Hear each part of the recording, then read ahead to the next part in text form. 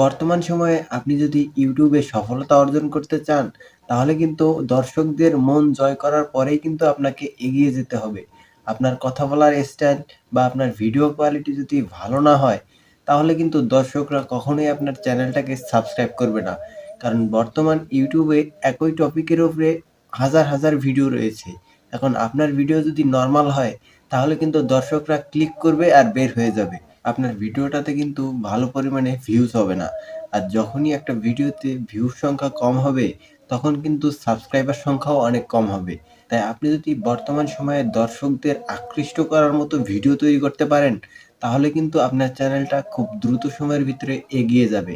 তাই আপনি সবসময় চেষ্টা করবেন যে দর্শকরা কোন ধরনের ভিডিও বেশি পছন্দ করে এবং দর্শকরা কোন ধরনের ভিডিও দেখতে আগ্রহী, সেই ধরনের ভিডিও আপনি তৈরি করবেন।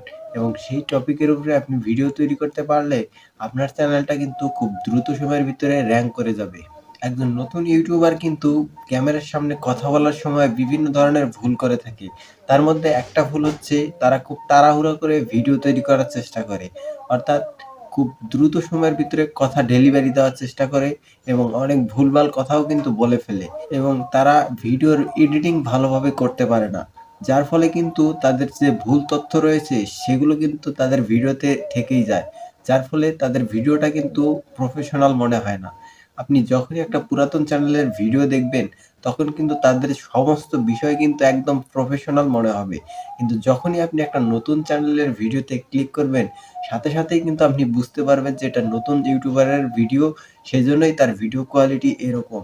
আপনি যখনই আপনার ভিডিও কোয়ালিটিটা ইমপ্রুভ করতে পারবেন, তখনই কিন্তু আপনার ভিডিওটা প্রফেশনাল মনে হবে। তাই আপনি যদি নতুন ইউটিউবার হয়ে থাকেন, তাই আপনার ক্যাটেগরি অনুযায়ী বড় যারা ইউটিউবার রয়েছে, তাদের চ্যানেলকে আপনি ফলো করবেন। তারা কিভাবে তাদের ভিডিও শুট করে এবং তাদের যে ভিডিও কোয়ালিটি, সেটা কিভাবে তারা ইমপ্রুভ করেছে, এই সমস্ত তথ্য আপনি আগে সংগ্রহ করবেন। তারপরে আপনি আপনার ভিডিওতে সেগুলো ব্যবহারের চেষ্টা করবেন। তাহলেই কিন্তু আপনি ইউটিউবে সফলতা পেতে পারেন। বর্তমান সময়ে প্রতিযোগিতা বাড়ার কারণে আপনি যদি কোনো নরমাল ভিডিও ইউটিউবে আপলোড করেন, তাহলে ইউটিউব সেই ভিডিওটা যতই প্রচার করুক না কেন, যত নতুন দর্শকের কাছে সেই ভিডিওটা পৌঁছে দেক না কেন, দর্শকরা কিন্তু ক্লিক করার পরেই কিন্তু সেটা বুঝতে পারবে যে এটা একটা নরমাল ভিডিও এবং দর্শকরা কিন্তু বের হয়ে চলে যাবে। যখনই একটা ইউটিউবের ভিডিওতে দর্শকরা বের হয়ে চলে যায়, তখন কিন্তু সেই ভিডিওটাতে ইউটিউব আর বেশি ইমপ্রেশন দেয় না। অর্থাৎ ভিডিওটা কিন্তু ডাউন করে দেয়। যেহেতু এখন প্রতিযোগিতা অনেক বেশি, কারণ ইউটিউবার সংখ্যা অনেক বেশি হয়ে গেছে, তাই আপনি চেষ্টা করবেন যাতে আপনার ভিডিওটাই হয় সবার সেরা। অর্থাৎ সার্চ র‍্যাংকিং এও যাতে আপনার ভিডিওটাই সবার উপরে শো করে। আপনি এমনভাবে আপনার টাইটেল, ট্যাগ, ডেসক্রিপশন সেট করবেন যাতে ইউটিউবে সার্চ র‍্যাংকিং এ আপনার ভিডিওটাই সবার উপরে থাকে এবং এমনভাবে থাম্বনেল তৈরি করবেন যাতে দর্শকরা দেখা মাত্র সেখানে ক্লিক করতে বাধ্য হয়ে যায়। অর্থাৎ দর্শকরা যাতে আকৃষ্ট হয় এমন ধরনের থাম্বনেল তৈরি করতে হবে। তাহলেই কিন্তু আপনার ভিডিওতে ভালো পরিমাণে ভিউজ হবে। তাই আপনি চেষ্টা করবেন সবসময় টপ যে সমস্ত কিওয়ার্ড রয়েছে, সে সমস্ত কিওয়ার্ড দিয়ে আপনার ভিডিওতে টাইটেল, ট্যাগ, ডেসক্রিপশন সেট করার জন্য। তাহলে কিন্তু আপনার ভিডিওটা সার্চ থেকে ভালো পরিমাণে ভিউজ আনতে সক্ষম হবে। একটা নতুন চ্যানেলে সাবস্ক্রাইব এবং ভিউয়ার সংখ্যা কম থাকার কারণে কিন্তু ভিডিও শুট করার সময় আরেকটা জিনিস ভুল করে ফেলে, সেটা হচ্ছে শুরুর যে ৩০ সেকেন্ড সময় রয়েছে, তখনই কিন্তু তারা তাদের বলে ফেলে যে আমাদের চ্যানেলকে সাবস্ক্রাইব করুন, বেল বাটন বাজিয়ে দিন। এ সমস্ত কিন্তু শুরুতেই বলে ফেলে। যখনই একটা দর্শক ভিডিওতে ক্লিক করবে, শুরুতেই যদি দেখে যে সে সাবস্ক্রাইবের কথা বলছে, তখন কিন্তু তার ভালো লাগবে না।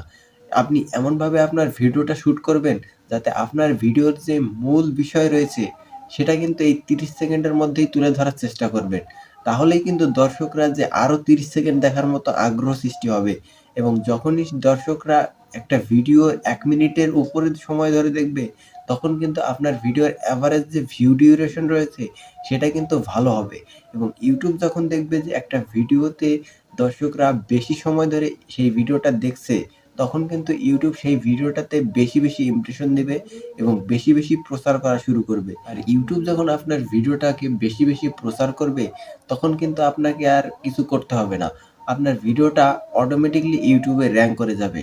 আর আপনার চ্যানেল যদি একদম নতুন হয়, তাহলে কিন্তু আপনি ভিউজ এবং সাবস্ক্রাইব এই চিন্তা বাদ দিয়ে ভালো কোয়ালিটি সম্পন্ন ভিডিও আপলোডের দিকে মনোযোগী হন। সাবস্ক্রাইব এবং ওয়াচ টাইম এটা আপনি YouTube এর উপরে ছেড়ে দিন। YouTube নিজেই কিন্তু আপনার এই সমস্ত বিষয় পূরণ করে দিবে। অর্থাৎ YouTube এর যে মনিটাইজেশন রুলস রয়েছে ১,০০০ সাবস্ক্রাইব এবং ৪,০০০ ঘন্টা ওয়াচ টাইম। বর্তমানে কিন্তু আরেকটা যোগ হয়েছে যে শর্ট ভিডিও যারা তৈরি করে তাদের ক্ষেত্রে কিন্তু ৩ মাসের ভিতরে অর্থাৎ ৯০ দিনের ভিতরে ১০ মিলিয়ন ভিউ আনতে হবে। তাহলে কিন্তু YouTube এ মনিটাইজেশন পাওয়া সম্ভব।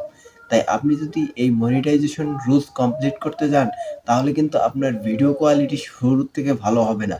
অর্থাৎ অনেক ইউটিউবার রয়েছে যারা এই মনিটাইজেশন রুলস ফলো করতে গিয়ে কিন্তু ভালো ভিডিও ডেলিভারি দিতে পারে না। তাই আপনি সর্বপ্রথম দেখবেন যে আপনার ভিডিও কোয়ালিটি কেমন। আপনার চ্যানেলে যদি একাধিক ভালো কোয়ালিটি সম্পন্ন ভিডিও থাকে তাহলে কিন্তু ইউটিউব আজ না হোক কাল অথবা ২ বছর পরে হলেও কিন্তু আপনার ভিডিওতে বেশি, বেশি ইমপ্রেশন দিবে এবং আপনার ভিডিওটা কিন্তু ভাইরাল হয়ে যাবে। আর যেই চ্যানেলের একটা ভিডিও ভাইরাল সেই চ্যানেলের পরবর্তীতে সকল ভিডিওই কিন্তু ভাইরালের দিকেই যায়। অর্থাৎ আপনার চ্যানেলে ১,০০০ সাবস্ক্রাইব পূরণ করতে যতটা ভিডিও আপলোড করা লাগছে তার চাইতে কিন্তু কম সময়ে আপনি ১০,০০০ সাবস্ক্রাইব সংগ্রহ করতে পারবেন। আপনার চ্যানেলটা যদি একবার র‍্যাংকে উঠে যায় তখন কিন্তু আর আপনাকে পিছনের দিকে ফিরে তাকাতে হবে না। আপনার চ্যানেলটা অটোমেটিক্যালি সামনের দিকে এগিয়ে যেতে থাকবে।